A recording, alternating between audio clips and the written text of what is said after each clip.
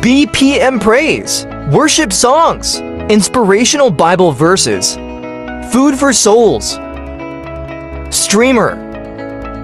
Like, share, subscribe. Genesis chapter 48. Jacob blesses Manasseh and Ephraim. One day, not long after this, word came to Joseph, "Your father is failing rapidly." So Joseph went to visit his father, and he took with him his 2 sons, Manasseh and Ephraim. When Joseph arrived, Jacob was told, "Your son Joseph has come to see you." So Jacob gathered his strength and sat up in his bed. Jacob said to Joseph, "God Almighty appeared to me at Luz in the land of Canaan and blessed me. He said to me, 'I will make you fruitful, and I will multiply your descendants. I will make you a multitude of nations, and I will give this land of Canaan to your descendants after you as an everlasting possession.' Now I am claiming as my own sons these 2 boys of yours, Ephraim and Manasseh, who were born here in the land of Egypt before I arrived. They will be my sons, just as Reuben and Simeon are. But any children born to you in the future will be your own, and they will inherit land within the territories of their brothers, Ephraim and Manasseh. Long ago, as I was returning from Paddan Aram, Rachel died in the land of Canaan. We were still on the way, some distance from Ephraim, that is, Bethlehem. So with great sorrow, I buried her there beside the road to Ephraim. Then Jacob looked over at the 2 boys. 'Are these your sons?' he asked. 'Yes,' Joseph told him. 'These are the sons God has given me here in Egypt.' And Jacob said, 'Bring them closer to me, so I can bless them.' Jacob was half blind because of his age and could hardly see. So Joseph brought the boys close to him, and Jacob kissed and embraced them.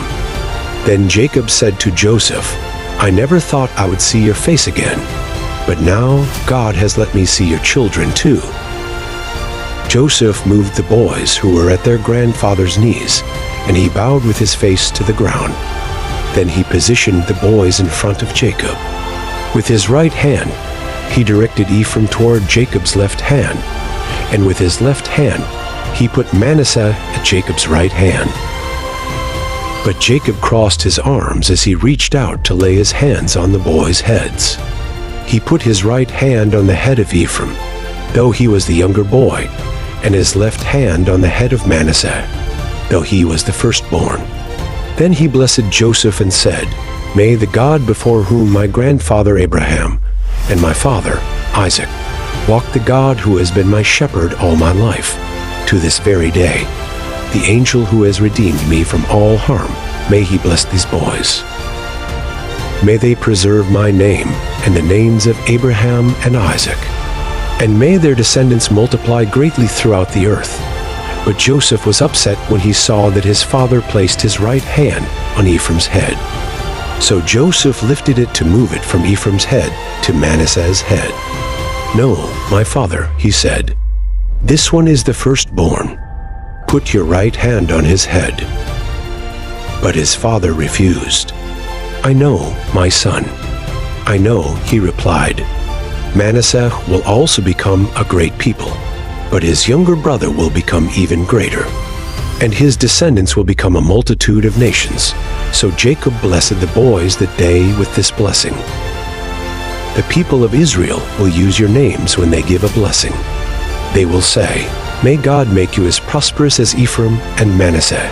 In this way, Jacob put Ephraim ahead of Manasseh.